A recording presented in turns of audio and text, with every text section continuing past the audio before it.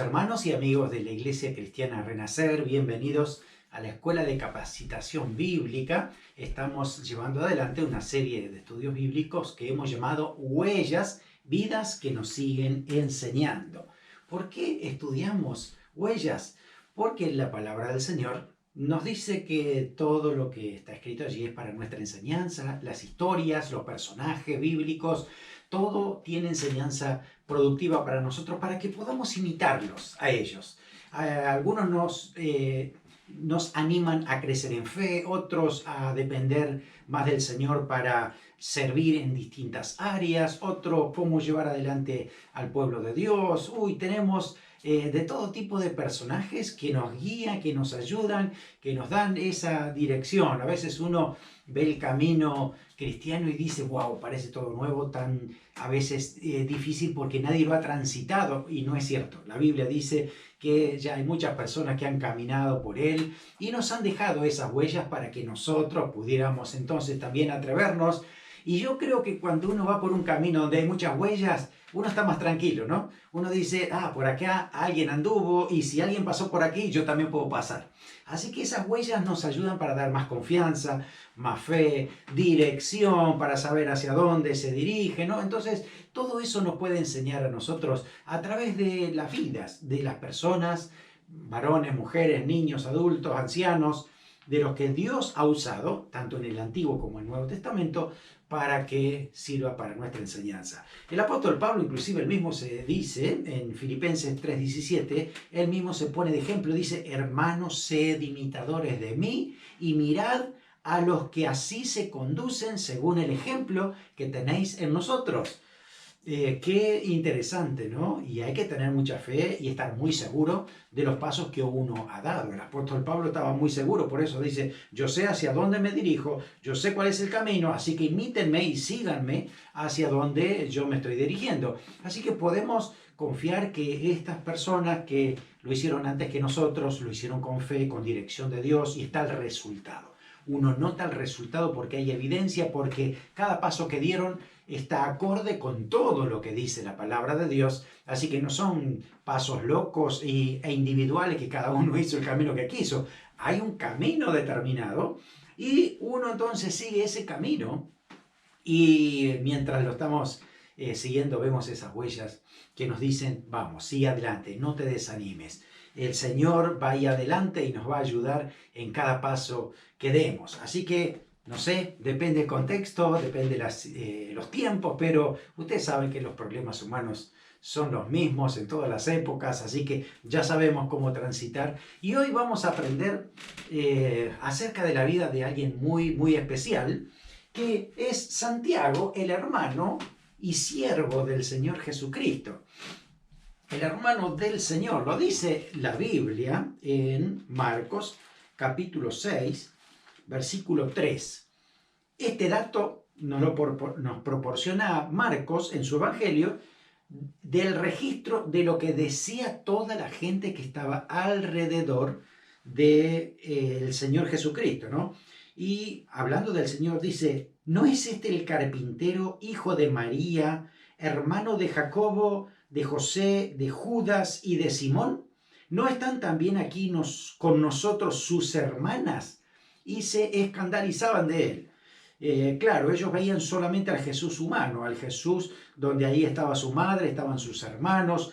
Aparentemente ya para este tiempo su padre José ya no estaba. Según la tradición dice que había muerto ya cuando el Señor había empezado su ministerio. Así que todos esos datos los tenemos aquí del Evangelio. Hay muchos datos de Santiago, de Jesús, de su familia, que aparecen por escritores muy posteriores a la Biblia.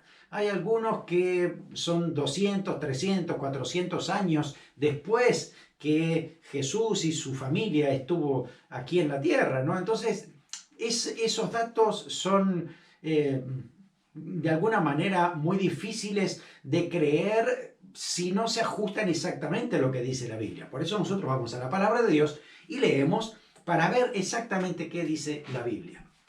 Según la palabra de Dios, María dejó de ser virgen después que tuvo a Jesucristo, porque según la Biblia también tuvo hijos e hijas. Fíjese qué importante lo que dice la Biblia textual. Textual. Si usted tiene una Biblia en su original, hay algunos libros que son en griego español, puede buscar este pasaje así y lo va a encontrar textual así. Dice Mateo 1, 24 al 25. Y despertando José, el padre de Jesús, ¿no? José del sueño, hizo como el ángel del Señor le había mandado y recibió a su mujer.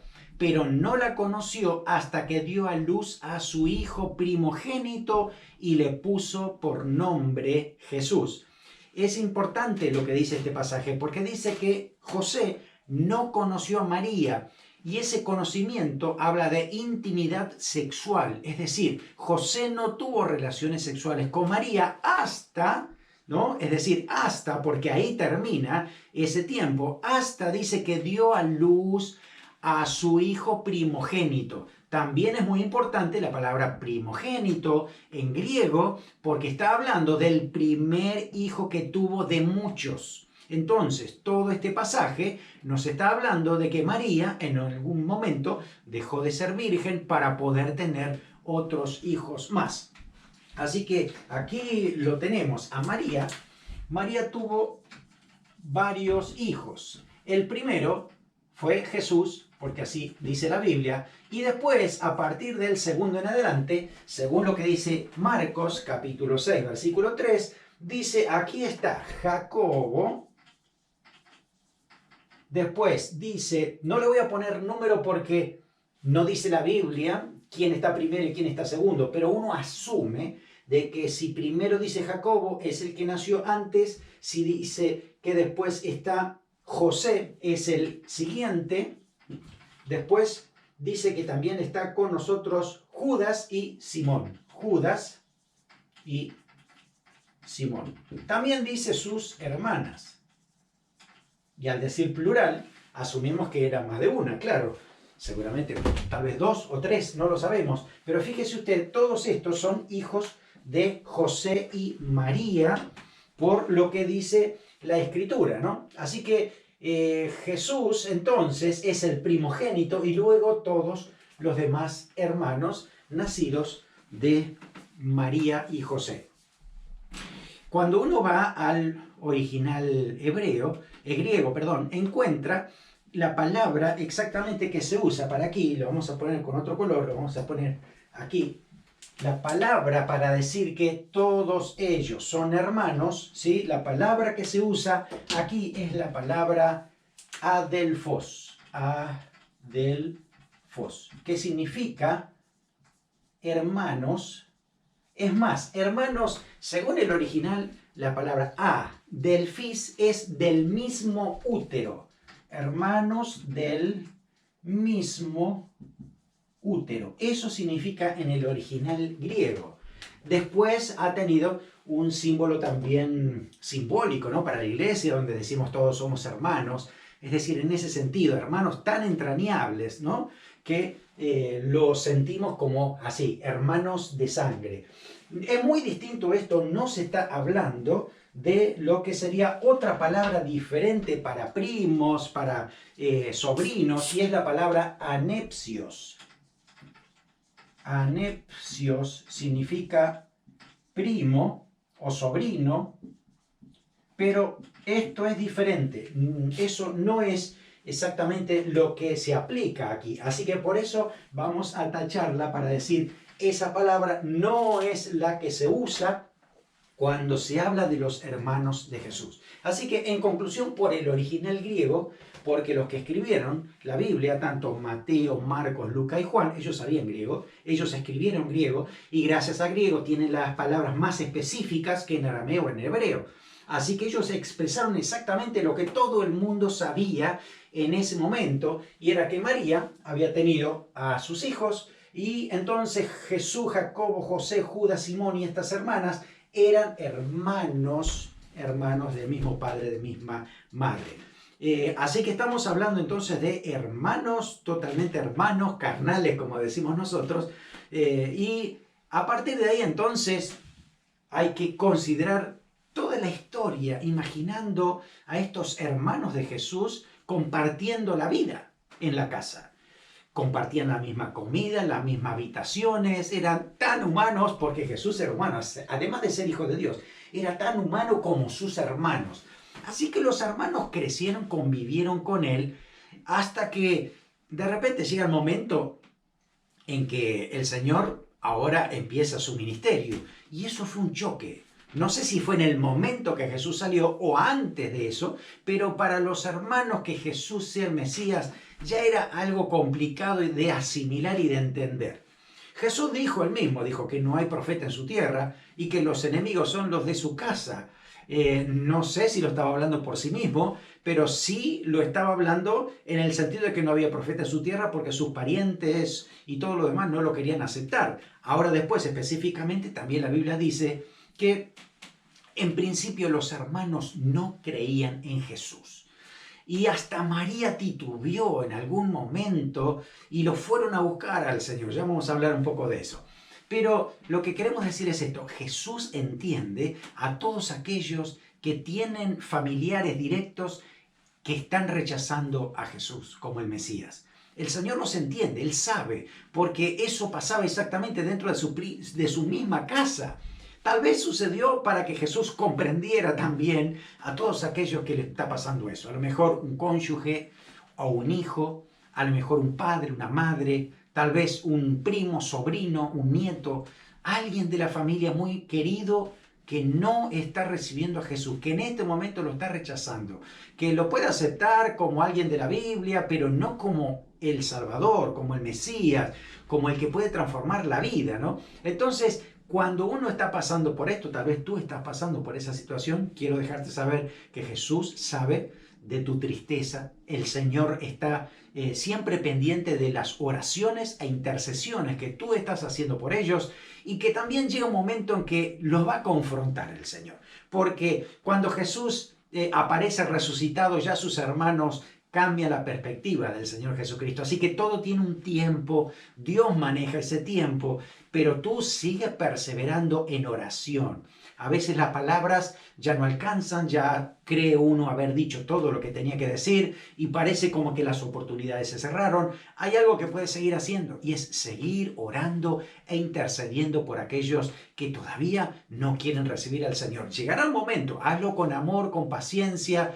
No juzgues, no critiques, porque eso le va a cerrar el corazón. Si tú sigues orando y viendo esa oportunidad que el Señor te pueda dar, vas a ver el resultado de esta fe puesta en manos del Señor.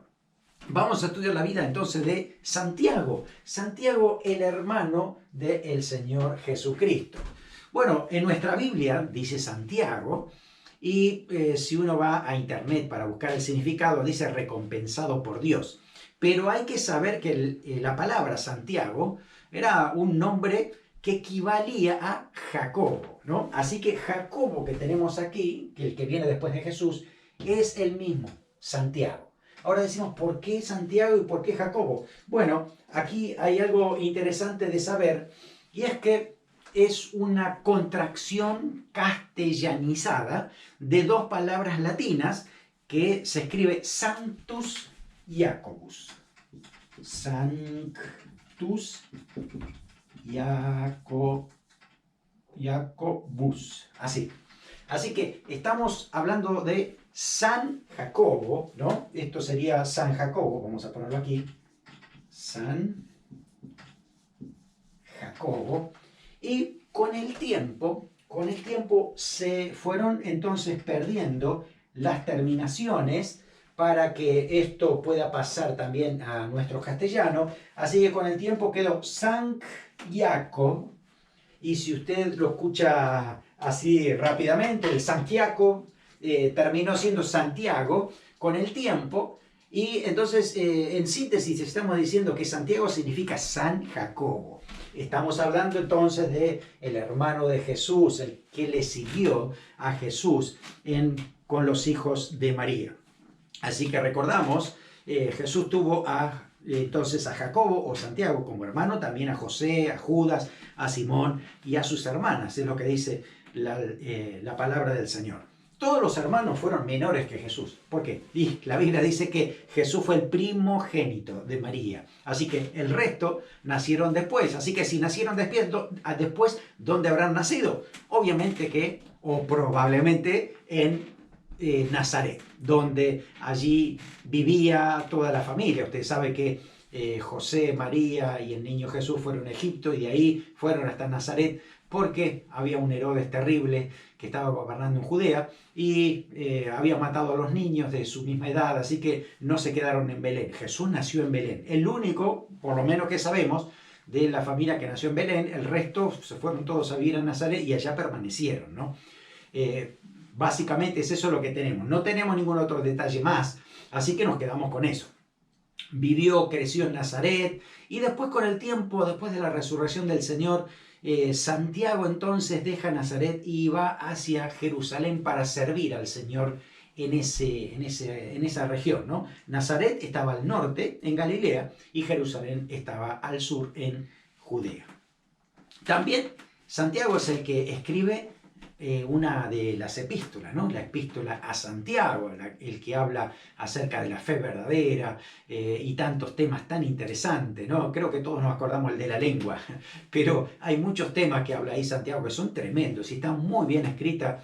Una de las primeras cartas que se escribe del Nuevo Testamento, aproximadamente el año 48-49 antes de Cristo, después de Cristo. Muy bien, contexto. ¿En qué contexto ubicamos a Santiago? Pues bueno, si usted conoce la historia, y creo que la tiene que conocer, ¿no? El contexto de Jesús, porque todas las Navidades un poquito se habla de ese contexto, de lo que sucedía, de los magos de Oriente, de Herodes matando a los niños.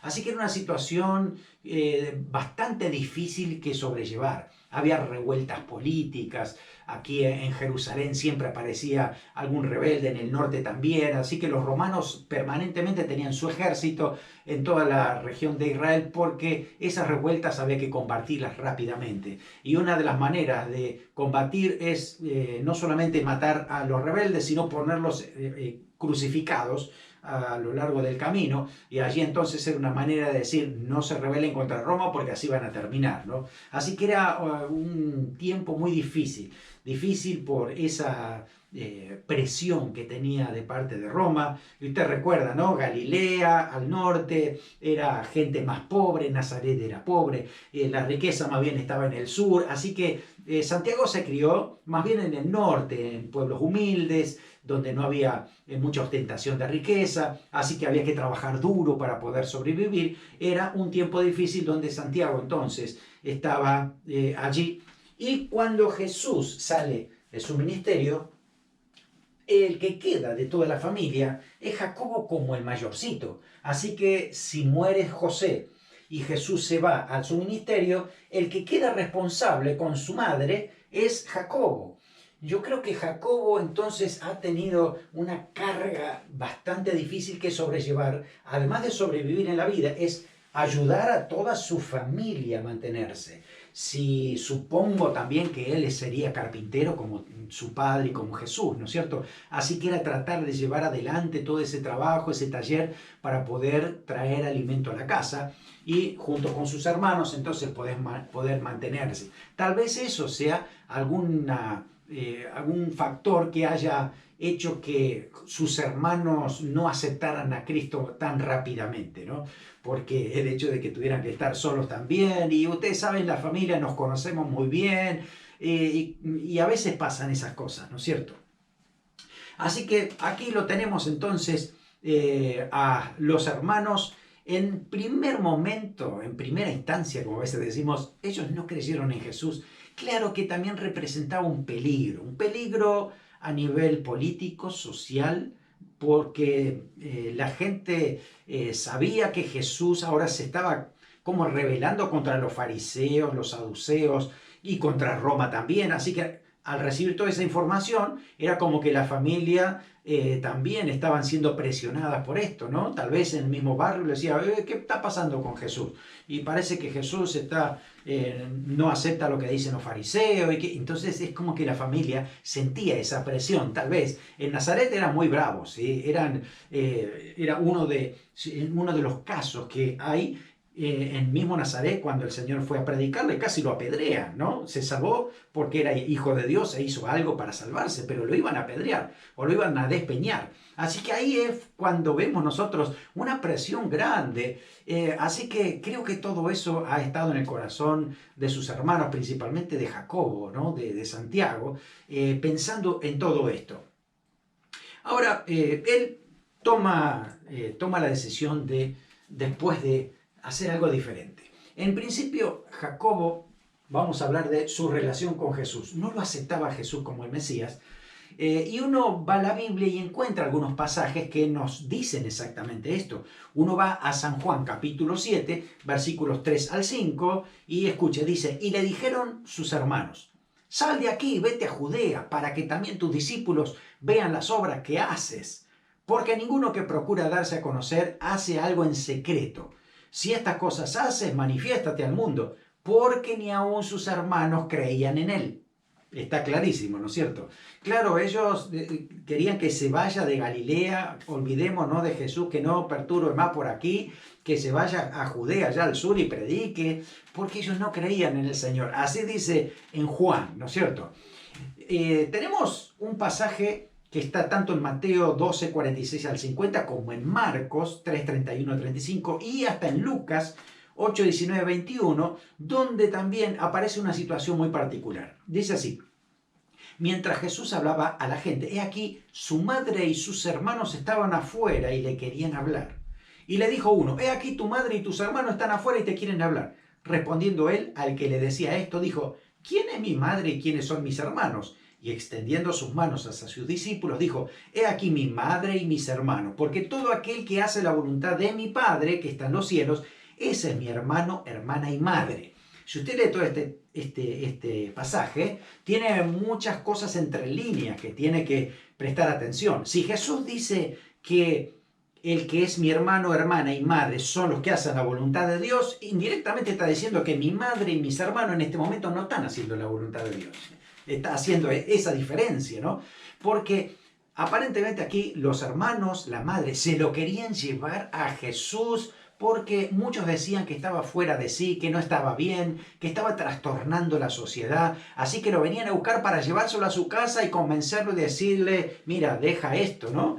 Pero, bueno, usted entiende, Jesús estaba enfocado en su obra, lo que él venía a hacer, así que por eso fue determinante y fue cortante con su madre y con sus hermanos, diciendo, mire, yo voy a hacer la voluntad de Dios, así que el que hace la voluntad de Dios es mi verdadera madre, hermanos. Es decir, al lado de Jesús había gente, hombres y mujeres, que querían escucharlo, que aceptaban su mensaje, que lo aceptaban como Mesías y estaban allí disfrutando la presencia del Señor.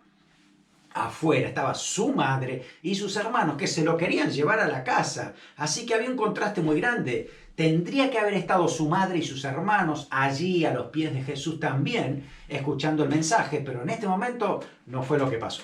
Por eso el Señor hace la diferencia.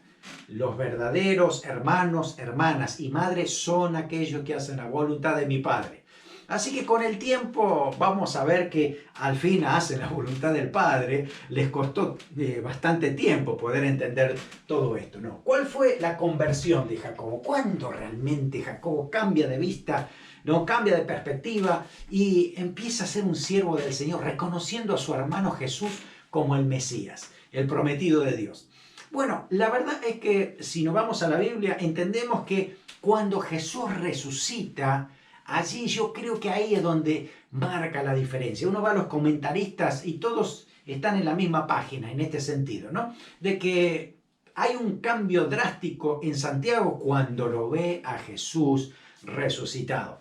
Claro, imagínense, ¿no? El mismo hermano que lo conozco, que yo sé quién es, muere en la cruz, lo vi, está crucificado, se murió, ya se terminó, se acabó mi hermano, pero de pronto aparece, resucita y se le presenta especialmente a Jacob. Esto dice la Biblia, 1 Corintios capítulo 15, versículo 7, dice, y después apareció a Jacobo y después a todos los apóstoles.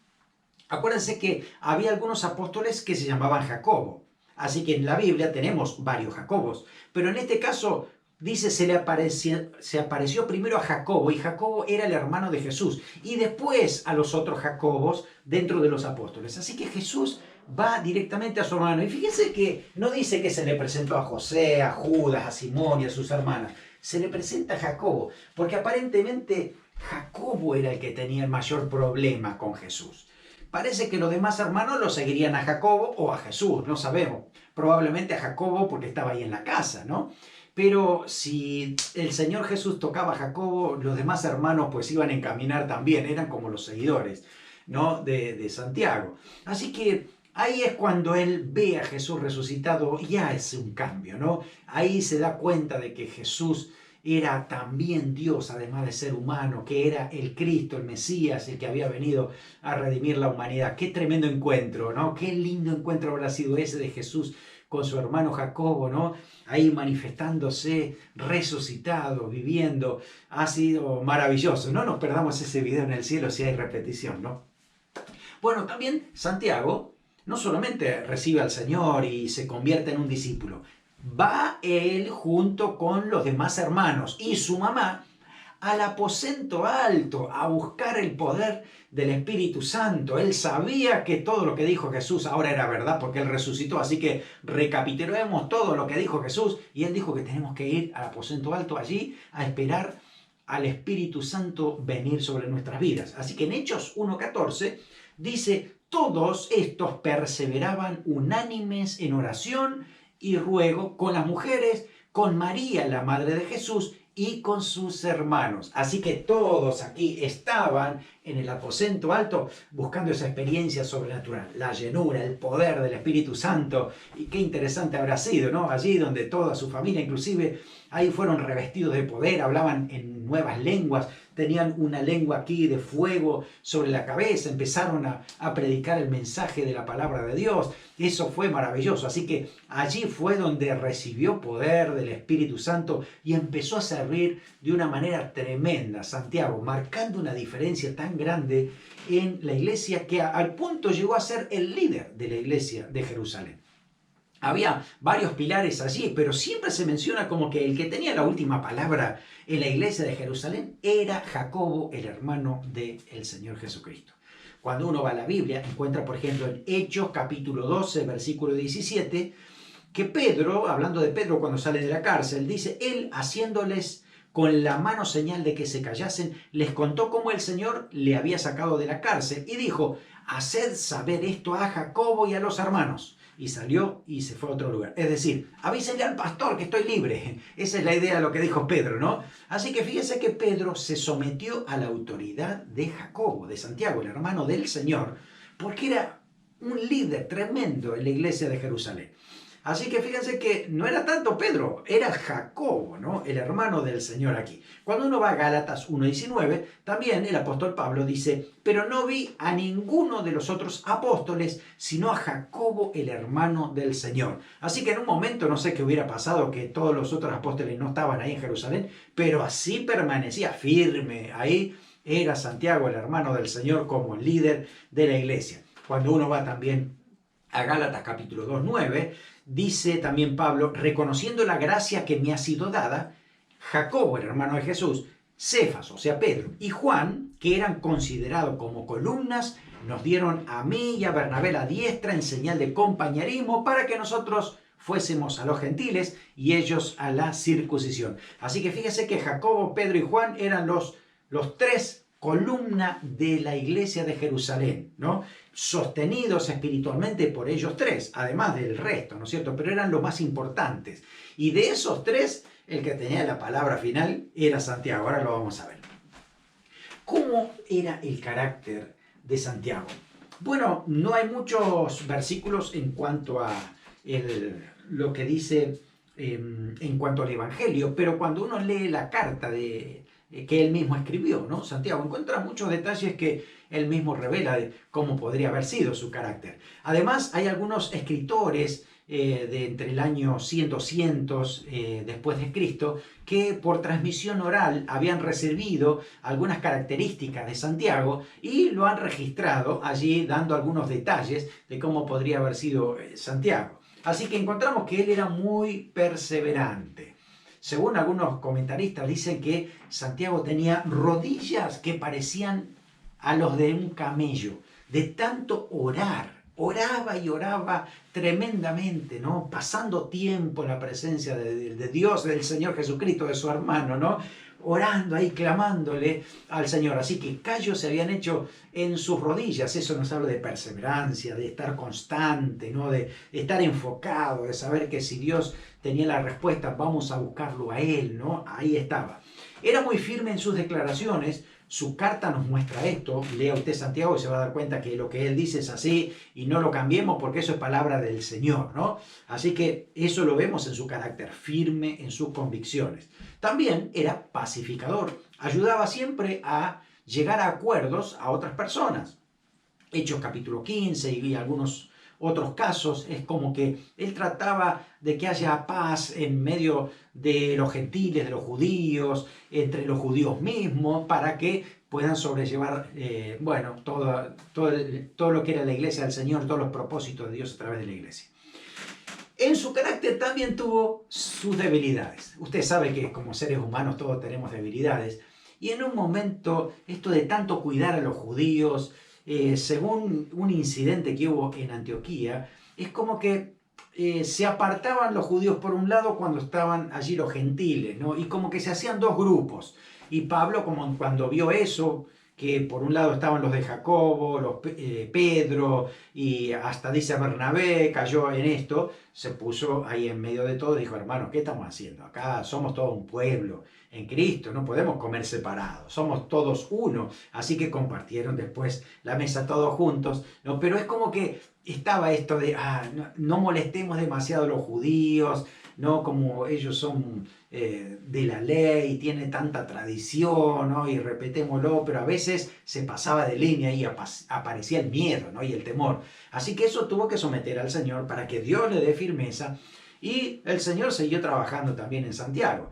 La palabra del Señor nos dice que Él permaneció firme y ahí están sus cartas. Y después también algunos historiadores nos cuentan que él lo llegó a ser mártir por la causa del Señor Jesús con convicciones profundas. Primero había desconfiado del Señor, pero luego se entregó con espíritu, alma y cuerpo para amar y servir al Señor. Muy bien, así que su ministerio, ¿cómo lo llevó a cabo? ¿Qué hacía Santiago? Bueno, según Gálatas 1:19 se lo considera un apóstol, uno de los grandes líderes de la iglesia de Jerusalén.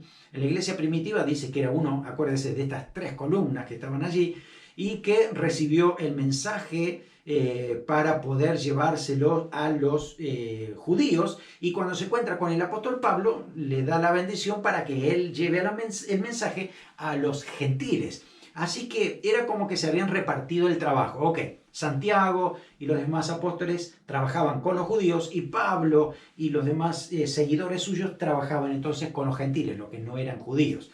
Y así empezaron a repartirse el campo misionero. Dice que se dieron la mano y no había ninguna diferencia entre ellos. Exactamente, no había, solamente era repartición de trabajo, pero no diferencia ni de doctrina, ni de fe, ni de espíritu.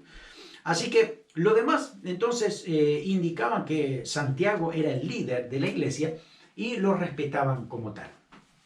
En Hechos capítulo 15 aparece algo muy interesante dentro de la iglesia y que marca un punto de inflexión dentro de la iglesia, y es que en el contexto hay una disputa entre judíos y gentiles, porque había judíos de tradición fuerte que ellos decían, no puede ser que los gentiles vengan y ahora reciban la gracia de Dios tan fácil, así solamente aceptando por fe al Señor y ahora de repente ya son hermanos igual que nosotros. No, decían esto, ¿no?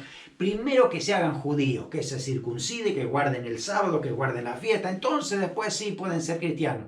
Y ahí entonces se levantaron todos y dijeron, no, eso no puede ser así. Se reunieron todos juntos y ahí está entonces en Hechos capítulo 15, hablando acerca de estos. Entonces se levanta Pedro, Pablo y varios otros a hablar, y el cierre de este concilio es y pasa por Jacobo. El versículo 13 dice, cuando ellos callaron, Jacobo respondió diciendo: varones, hermanos, oídme. Simón ha contado y habla acerca de todo lo que ellos dijeron. Recuerda un texto de la palabra de Dios, porque se nota que Jacobo tenía un conocimiento extraordinario de la Escritura.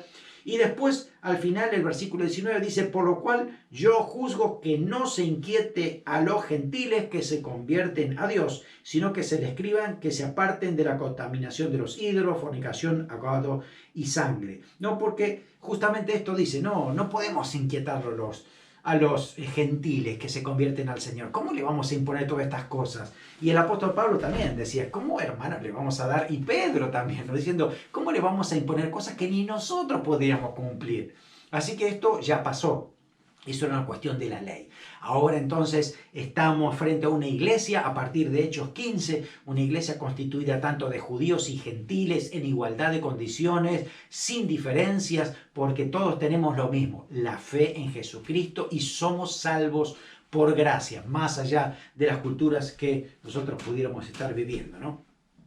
Ahora, el tiempo ha pasado y Jacobo seguía trabajando con los judíos, y de pronto también en su ministerio le dijo a Pablo que tratara de, hacer alguna práctica judía para que la gente que estaba allí en Jerusalén, los judíos religiosos, no creyeran que Pablo realmente era un antijudío. Así que les propuso hacer un voto e ir al templo y orar allí. Pero claro, el apóstol Pablo obedeció a Santiago en esto, le hizo caso, fue allí y ahí es cuando lo apresan, ¿no es cierto? De todas maneras, Pablo iba a ser preso, porque así lo había dicho la profecía, y tenía que ir preso hasta Roma. Pero todo esto sucedió por eso mismo, ¿no? Por tratar de congraciarse con los judíos. Así que la conclusión de esto es: miren, en la iglesia del Señor Dios ha hecho un solo pueblo, no hay diferencias culturales, y todos somos uno en el Señor. Por lo tanto, cuando venimos a Él, sabemos que el Señor nos ama a todos por igual, todos recibimos la misma gracia de Dios y todos somos salvos por la misma fe en Cristo. Así que ese es el principio. Muy bien, con el tiempo hay algunos otros historiadores que hablan acerca también de Santiago, por ejemplo, un tal Hegesipo, que fue un primitivo historiador cristiano del año 180 después de Cristo. Él mismo exalta el papel de Jacobo en la iglesia, lo llama el justo, así que Santiago, Jacobo el justo, lo presenta muy reverenciado en cuanto a la piedad, en cuanto a la ley, en cuanto al respeto por la palabra de Dios. Después también ese mismo junto con Josefo, un historiador judío muy importante, relatan el martirio que tuvo Santiago por pronunciar el nombre de Jesucristo como el Mesías. Así que lo apedrean y muere apedreado por culpa de los saduceos, que no querían saber nada acerca de Jesucristo. Bueno, los mismos que mandaron a crucificar al Señor también estaban matando ahora a su hermano a través de la lapidación en el año 62 después de Cristo. Con el tiempo también siguieron escribiendo algunos otros diciendo que, era muy respetado, era un líder de la iglesia. Inclusive hay un tal Eusebio que dice que la silla donde se sentaba Santiago en la iglesia de Jerusalén todavía estaba guardada en el año 324 después de Cristo.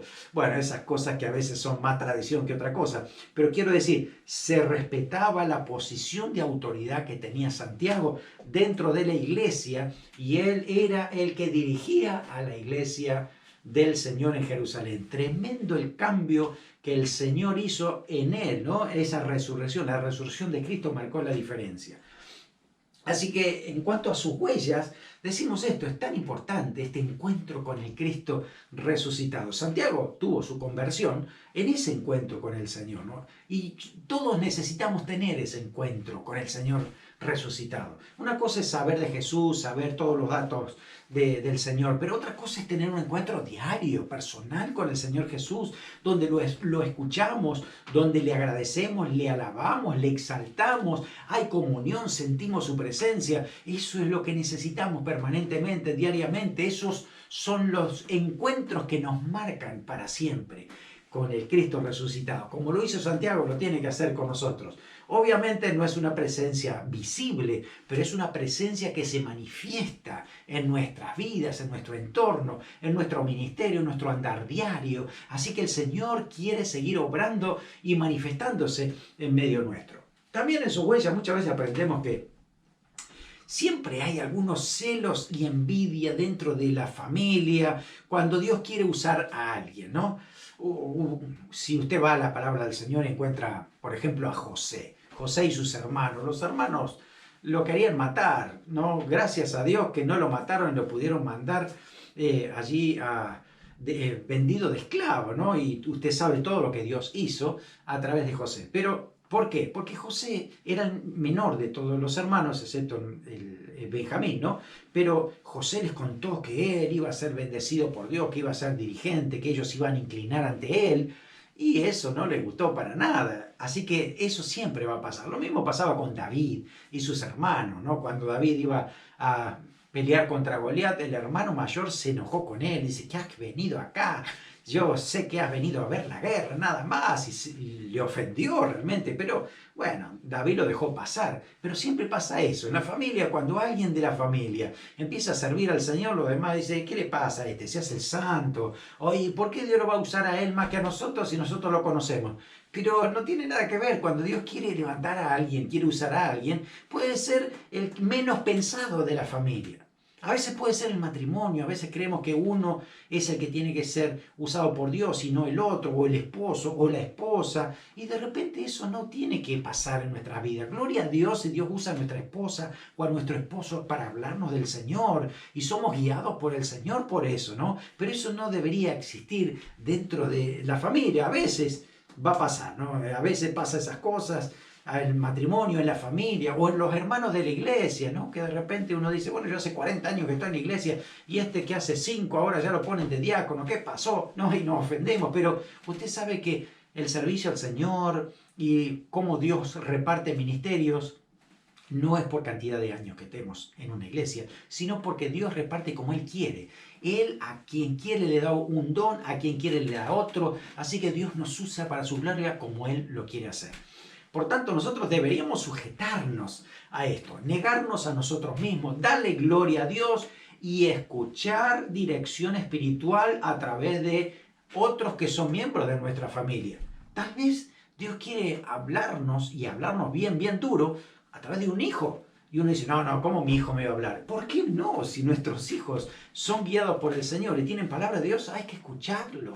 Lo mismo pasa con algún otro familiar o otro pariente, ¿no? El Señor quiere usar a la persona que tiene disponible y nosotros debemos ser receptivos para saber que todos somos hermanos, que nos debemos amar como familia y que debemos aceptar que Dios usa a quien Él quiere por su gracia. Al fin y al cabo, después en los cielos estaremos todos juntos y no va a haber diferencia y todos glorificaremos al Señor y recibiremos la misma herencia. Así que, ¿por qué discutir de esa manera y pensar de esa manera, ¿no? Debemos someternos al Señor, negarnos a nosotros mismos y reconocer la gracia del Señor. Bueno, a través de Santiago aprendemos a servir al Señor con pasión, con amor, con entusiasmo, hasta el punto de dar la vida por el Señor Jesucristo. ¿Estás dispuesto a dar la vida por el Señor? A veces nos cuesta hacer algo por el Señor porque llueve, porque hay nieve, porque hace mucho calor, porque estoy cansado, ¿no? Pero acá estamos aprendiendo de que no es solamente esto de pasarla bien o no pasarla bien, sino servir al Señor con entusiasmo, con amor, con pasión y estar dispuesto a dar la vida por Jesucristo. Esa es una disposición que tiene que estar en nuestro corazón. Creo que en este país y más o menos la cultura occidental no tenemos mayores problemas, a veces sí, en algunos sectores, pero mayormente no somos nosotros los que pasamos martirio y démosle gracias al Señor porque eso es una oportunidad para predicar el Evangelio y para que otros conozcan al Señor Jesucristo. Pero deberíamos estar dispuestos a morir por causa de Cristo. Si viviéramos en otro país, si viviéramos en otra cultura, si viviéramos bajo una opresión terrible, tendríamos que estar dispuestos hasta qué punto, ¿no? Vamos a dar la vida por el Señor Jesucristo. También tenemos que saber que debemos ser firmes con la palabra de Dios y flexibles, en cuestiones culturales, no al revés. A veces son muy flexibles con la Biblia y muy firmes con las cuestiones culturales. No, es al revés. Las cuestiones culturales van y vienen y cambian. La palabra de Dios no cambia nunca, permanece para siempre. Así que no es cuestión de andar discutiendo por la vestimenta, la circuncisión, el sábado, las fiestas hebreas, las comidas, todo lo que es externo. No, tiene que ver con la palabra de Dios, el espíritu. Lo que el Señor nos quiere hablar, al espíritu, al corazón, la dirección, ¿no? Y lo demás, hagamos todo lo que sirva para la unidad y para ir adelante como cuerpo de Cristo, ¿no? Así que aprendemos eso, aprendemos a servir al Señor, a amar al Señor, a verlo a Cristo como el Hijo de Dios, como el Mesías, como el Rey que viene a gobernar, ¿no? Y que va a reinar por la eternidad. Y nosotros seremos sus ayudantes, así dice la palabra del Señor, que los haremos por la eternidad. Así que ya mismo hoy estamos practicando, somos ayudantes, somos colaboradores, dice Pablo, del ministerio del Señor Jesucristo. Así que sigue avanzando, sigue sirviendo al Señor. Si alguien de tu familia empieza a servir al Señor, no lo miremos con envidia, con celos o lo que sea, sino animémoslo a servir al Señor, impulsémoslo, hasta apoyémoslo para que pueda servir al Señor. Amén. Así que Santiago es un ejemplo a imitar, a seguir esas huellas y a saber perseverar como lo hizo él. Como lo hizo también Jesús con su familia para que lo reconocieran como Mesías. Así que también a nosotros nos enseña eso, ¿no? Saber esperar el tiempo de Dios, porque nuestros familiares que estamos intercediendo, orando por ellos, un día van a llegar a Cristo. Así que no desmayes en tu oración, en tu perseverancia y sigue confiando en la gracia del Señor. Mire qué lindo pasaje, con este vamos a terminar. Romanos 8:29 dice el apóstol Pablo, porque a los que antes conoció también los predestinó para que fuesen hechos conforme a la imagen de su Hijo, para que Él sea el primogénito entre muchos hermanos. Primogénito, Jesús, entre muchos hermanos, y la lista es larga. En esa lista estás tú, estoy yo, están todos aquellos que hemos recibido al Señor Jesucristo por su gracia. Así que el Señor nos ha salvado y nos ha puesto en esta maravillosa familia espiritual. Démosle gracias al Señor por eso. Gracias, Señor, te damos. Gracias por tu palabra. Gracias porque un día nos has salvado, nos has rescatado, nos has hecho hijo tuyo. Así que, Señor, ahora somos todos hermanos. Pertenecemos a la misma familia espiritual. Gracias, Señor, porque tú quieres bendecirnos, ayudarnos y quieres que te sirvamos a ti. Ayúdanos, Señor, cuando en la familia vemos a alguien que quiere servirte, que quiere bendecirte a ti, que lo podamos apoyar, impulsar. Líbranos, Señor, de los celos, de la envidia. Ayúdanos, Señor, a trabajar juntos, a permanecer unidos. Ayúdanos, Señor, a permanecer firmes en tu palabra. No dejemos que las cuestiones culturales, Señor, sean más importantes que tu palabra. Ayúdanos, Señor, para que estemos enfocados en lo que tú nos has enseñado. Que podamos nosotros, Señor, también alcanzar a otros con nuestra vida, con nuestro testimonio, y otros también puedan seguir nuestras huellas, Señor, que estamos dejando también en esta vida para que te busquen a ti, porque todos vamos en la misma dirección. Todos caminamos hacia ti, Señor, a esa eternidad maravillosa que tienes. Oramos en el nombre de Jesús. Amén. Amén. Que el Señor te bendiga grandemente y sigue siendo útil en la mano del Señor, sirviéndole al Señor con gozo. Dios te bendiga.